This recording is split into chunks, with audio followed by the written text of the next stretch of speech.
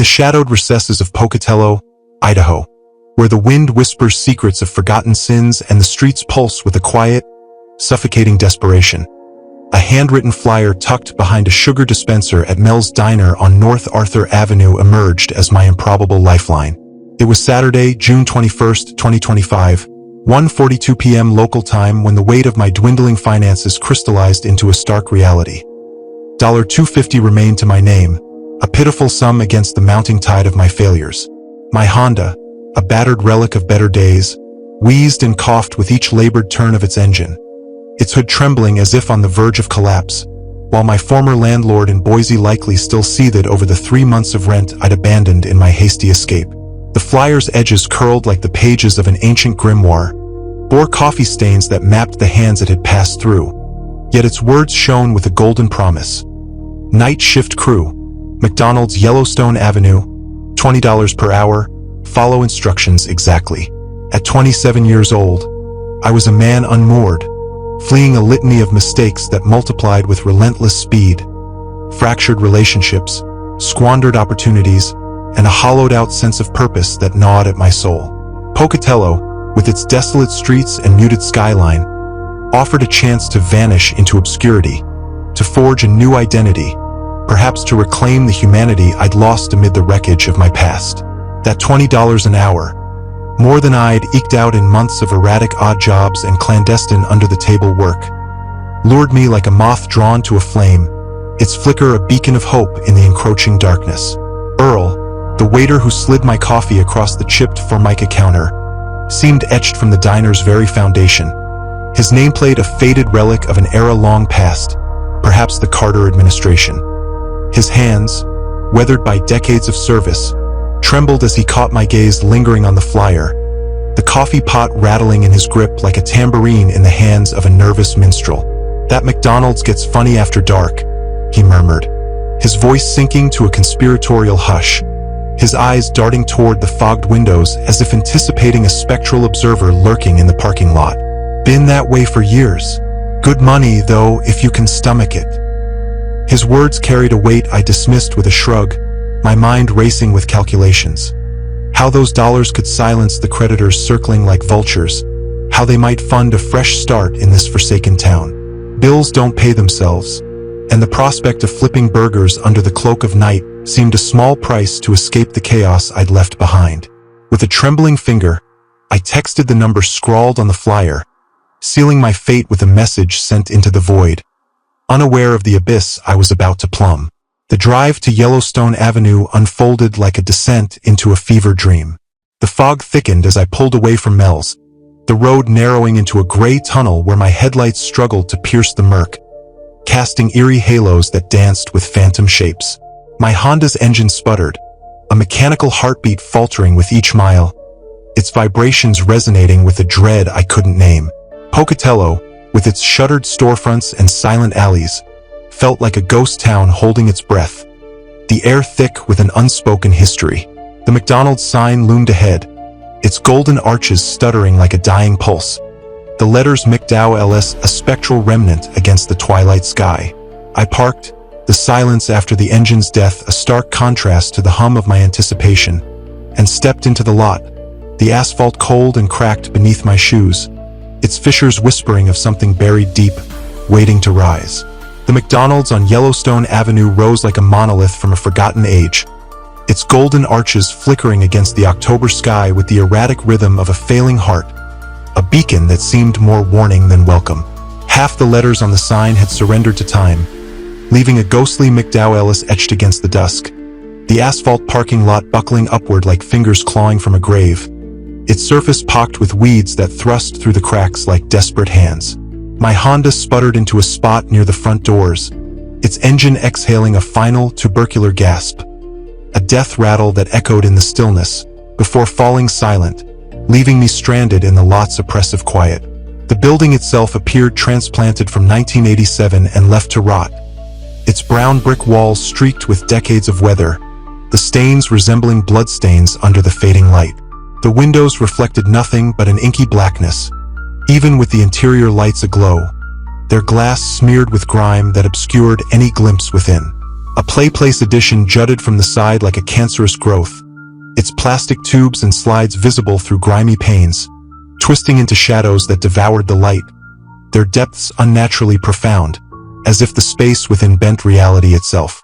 The automatic doors wheezed open as I approached, a sound like the last breath of a dying beast, releasing a wave of air thick with the greasy tang of fry oil, laced with a sharper undertone. Burnt sugar mingled with the ozone crackle of lightning poised to strike, a scent that prickled the hairs on my neck. Inside, fluorescent lights buzzed with an insect-like ferocity, casting a sickly yellow glow that turned my skin jaundiced and hollowed my reflection in the glass, as if I were already a ghost haunting these halls. The dining area stretched before me, a desolate expanse of sticky tables and hard plastic chairs arranged in rigid rows around a playplace that hadn't echoed with a child's laughter in years.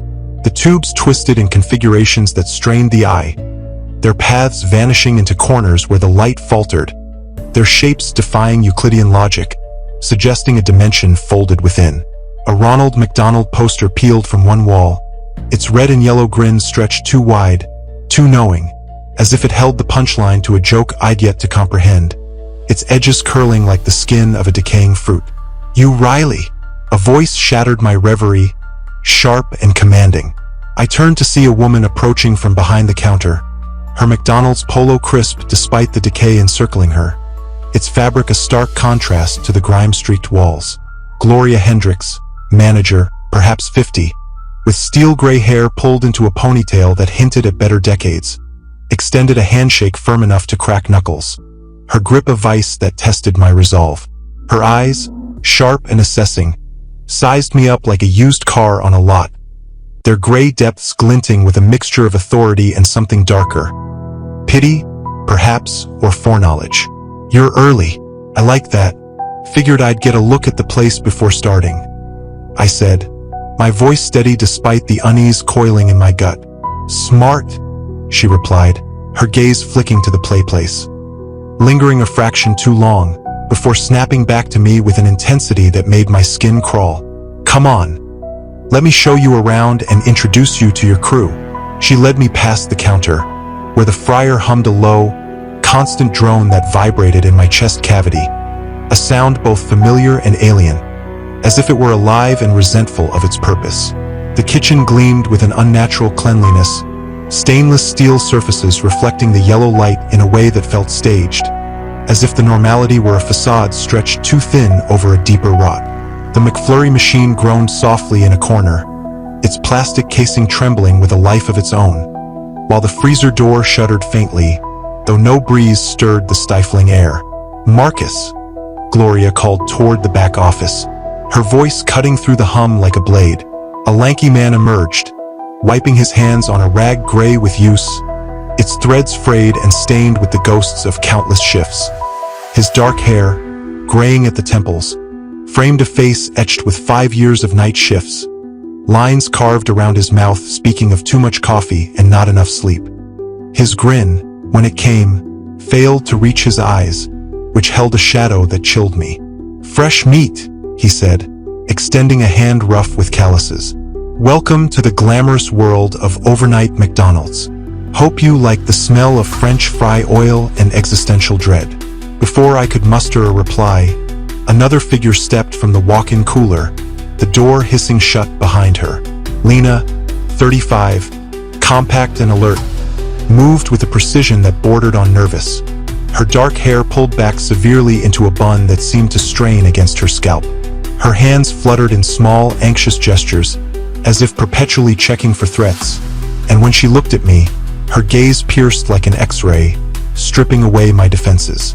8 years, she said without preamble, her voice flat but carrying the weight of endurance. "That's how long I've been working nights here.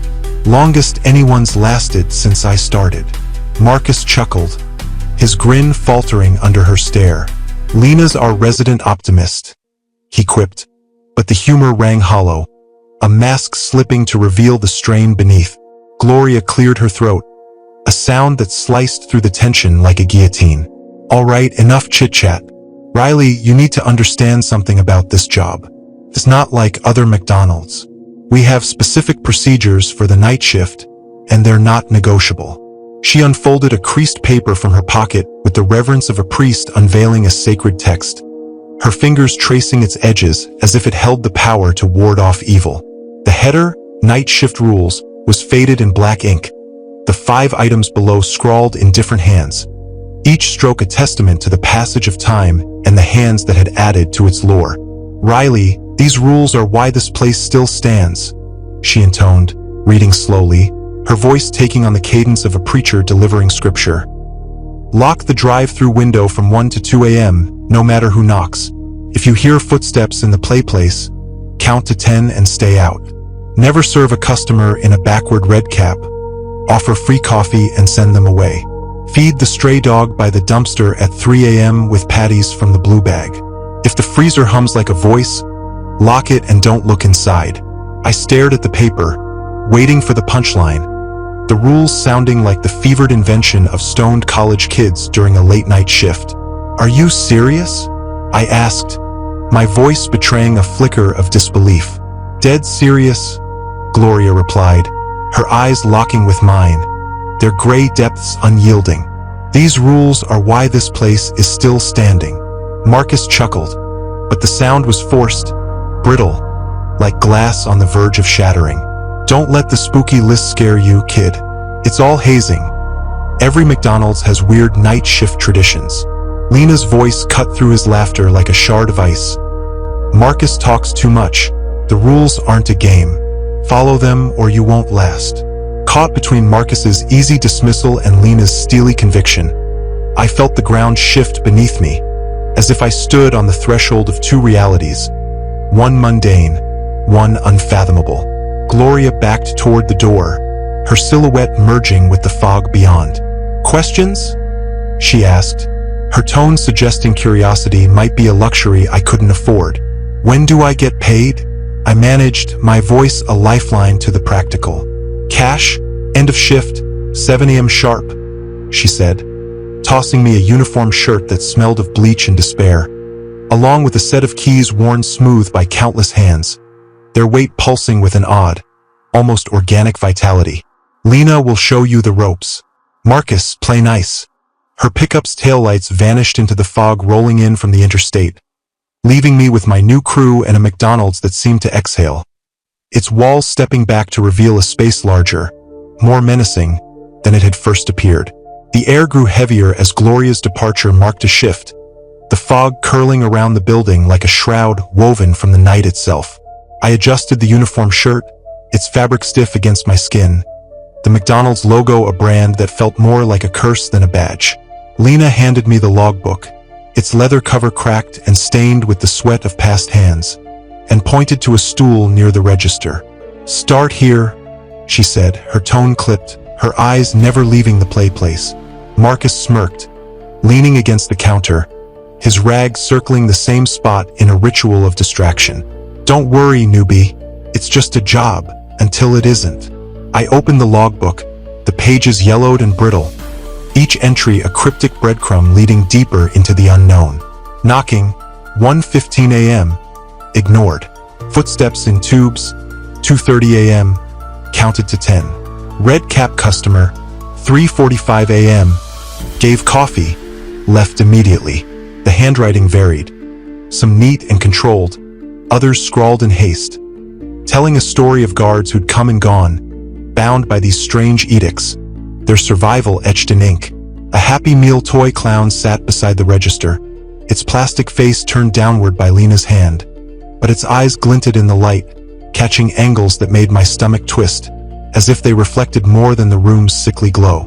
I reached for it, drawn by a morbid curiosity, but Lena's hand shot out, stopping me with a grip that bruised. "Don't," she said, her voice low and urgent. "It moves. Don't look at it too long." The CCTV monitor in the corner flickered, a burst of static that made my heart leap, and when the image cleared, I swore I saw a shadow shift in the playplace tubes, a flicker of movement that vanished under my direct gaze. "Probably just needs new cables," Marcus said, though his grin faltered, his eyes darting to the screen with a flicker of doubt. The clock ticked to 11:47 p.m., and the Friar's hum grew louder, rhythmic, almost a chant that seemed to pulse in time with my quickening heartbeat. The play place tubes, visible through the dining room window, seemed to pulse with a life of their own, their shadows pooling where light should reign, their shapes bending when I looked away. The McDonald's felt less like a restaurant and more like a stage set for something ancient, waiting to perform, its audience the three of us trapped within its walls. The night deepened, the fog pressing against the windows like a living entity, its tendrils seeping through the cracks to thicken the air with an oppressive weight. The golden arches outside flickered with an unsteady glow, their light casting jagged shadows that danced across the dining room floor, as if tracing the movements of unseen watchers. I settled into the stool, the logbook heavy in my hands, its pages a map to a nightmare I was only beginning to unravel. The entries painted a pattern, a ritual carved in ink to keep the darkness at bay. Knocking, 1:15 a.m., ignored. Footsteps in tubes, 2:30 a.m., counted to 10. Red cap customer, 3:45 a.m., gave coffee, left immediately.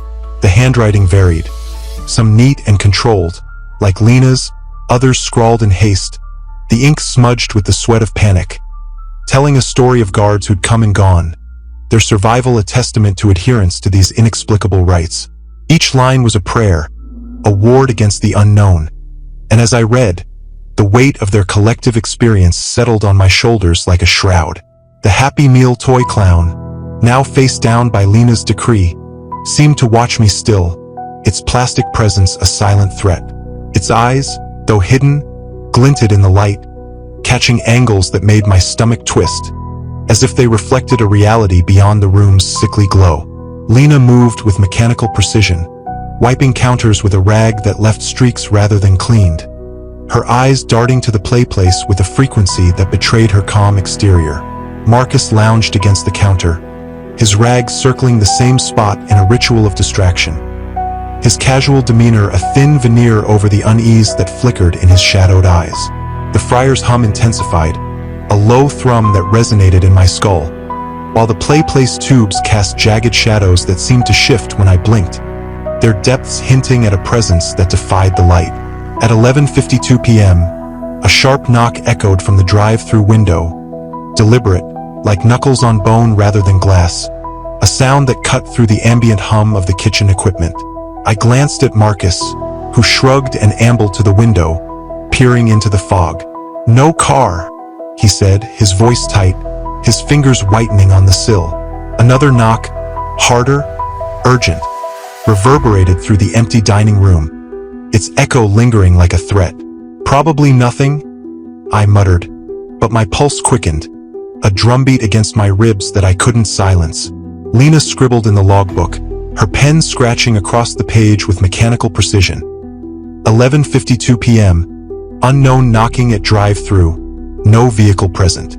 The fog thickened outside, obscuring the glass, its tendrils pressing against the panes like a living thing seeking entry, and the knocking ceased, leaving a silence that pressed against my eardrums, heavy with anticipation. I flipped through the logbook, the pages crackling under my fingers, finding an entry scratched out with such force that the paper tore. The words "Red Cap, 1982" never should have faintly legible beneath the gashes, a scar on the page that hinted at a buried truth. "What happened in 1982? I asked, my curiosity a spark in the gloom. Marcus's rag paused mid-circle, his grin faltering. "Nothing, just..." Lena cut him off, her voice a blade slicing through his evasion. "Questions like that get you in trouble." Her glare, cold and unyielding, silenced me, and the air crackled with an unspoken history, a tension that hung between them like a taut wire. The McFlurry machine groaned in the corner, its plastic casing vibrating with a life of its own, a sound that grated against my nerves, while the play place tubes twisted darker, shadows pooling where light should reign, their shapes bending when I looked away. The next hour crawled, the lights buzzing overhead like angry wasps, their flicker casting patterns that teased the edge of comprehension, like Morse code from a forgotten sender. The play place tubes seemed to breathe, expanding and contracting slightly in the flickering light, their shadows pooling in places where shadows shouldn't be. At 12:30 a.m., a trucker shuffled in, his baseball cap pulled low over his eyes, his boots scuffing the sticky floor as he ordered a Big Mac and fries. "Play place still gives me the creeps," he mumbled, his voice low. "Ever since that 82 thing." His glance darted to the tubes, then away, and his haste to leave, grabbing his food and bolting for the door, left a chill in my spine, a premonition I couldn't shake. The Happy Meal clown was upright again, its grin wider than memory served, its plastic eyes reflecting patterns that hurt to behold, their glint a mirror to something unnatural. "Did you turn that back?" I asked Marcus, my voice unsteady. "Nope," he said, his face paling, his hands stilling on the rag. Lena snapped, "Don't touch it. Some things are better left alone." Her tone a warning etched in steel. The next half hour stretched into eternity, the silence intense, broken only by the buzz of the lights and the occasional groan of the McFlurry machine. I cleaned tables, restocked napkins, tried to focus on the mundane tasks of McDonald's work, but the place felt like it was watching me, its walls alive with a presence I couldn't name. The place tubes seemed to bend and twist when I wasn't looking directly at them, shadows pooling in corners where the light faltered, their movements a dance on the edge of perception. At 1:05 a.m., the knocking resumed, louder, more insistent, a sound that reverberated through the empty dining room like a heartbeat gone awry. "Let me in," a whisper rasped from the fog, its voice a thread of desperation. "I'm hungry." Marcus laughed, the sound brittle, forced. Some jerk pulling a prank. Kids from the high school, probably. The voice grew clearer, more distinct. "I'm so hungry, please." Its plea cutting through the hum of the fryer. Lena logged it, her pen scratching with precision. 1:05 a.m., knocking at drive-thru, voice requesting entry, Rule 1 in effect. My pulse hammered as I double-checked the lock, my hands trembling, the cold metal grounding me as scratching followed, deep, slow, like claws dragging across the glass. Gouges appeared in the window, visible even through the fog, their depth a violation of physics, vibrating through my bones with a resonance that ached my teeth. The sound grew, a predatory symphony that raised the hairs on my neck, and I fought the urge to cover my ears, to block out the entity beyond. "Let me in," the voice whispered again, now inside the building, emanating from the speakers in the dining room, its words a plea laced with hunger. "I'm so hungry." The scratching continued for what felt like hours, though the clock insisted it was minutes, the gouges deepening. Yet the glass held, a barrier defying reason. At exactly 2 a.m., it stopped, the silence deafening, a void that swallowed the night's tension. I stared at the drive-thru window, at the deep scratches now etched into the glass, their edges sharp and unnatural, and tried to process the impossibility. That those gouges looked like they pierced through, yet the window remained intact. "That wasn't just wind, was it?" I said, my voice shaking. "It said hungry." Marcus wiped his hands on his rag, his fingers trembling. "Ease up, newbie. Probably some drunk messing around. You'd be amazed what people do for kicks out here." But I could see the lie in his eyes, the way he avoided the scratched glass, his bravado a crumbling facade. Lena finished writing in the logbook and closed it with a snap, her face tight with controlled fear. "Write it down, Riley," she said quietly, "and don't go poking around asking questions. Some things are better left sleeping." I took the logbook, my hands unsteady, and added my entry. 1:05 a.m., knocking and scratching at drive-thru window, voice requesting entry, followed Rule 1, stopped at 2 a.m. My handwriting, shaky compared to Lena's neat script, betrayed the tremor in my soul. The place creaked from the dining room, a sound like boots walking through the plastic tubes, and I looked up, but the tubes were empty, just shadows and flickering light. Still, the sound continued for several seconds, deliberate footsteps that seemed to follow a specific path through the maze, a rhythm that suggested intent. "You hear that?" I asked. "Hear what?" Marcus said, but his eyes darted to the place, and I knew he lied, his denial a shield against the truth. The creaking stopped, but the silence that followed felt expectant, like something waited for us to make a move. its presence a weight on the air. The clown toy on the counter seemed to watch us, its plastic eyes reflecting the fluorescent lights and patterns that hurt to look at directly, their glint a mirror to the unease coiling within. At 2:30 a.m., I restocked napkins, my hands moving on autopilot, when the CCTV monitor flickered, showing static for just a second before the image cleared. For a moment, I swore I saw movement in the place tubes, a shadow that slithered, gone when I looked, but the screen revealed only empty plastic and shadows. "Camera probably just needs new cables," Marcus said, but his voice lacked conviction, his eyes avoiding the monitor. I tossed fries in the fryer, the oil bubbling and spitting, when its hum shifted, becoming more rhythmic, almost musical, a sound that made my skin crawl. I stepped back, watching the surface ripple, and the hum grew louder, more insistent, until I swore I could hear my name buried in the mechanical noise. "Riley, Riley, Riley," a whisper from the oil itself.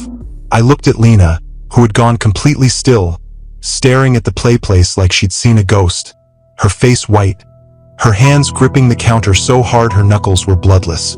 "It's early tonight," she whispered, and my stomach dropped, a stone sinking through ice water. "What's early?"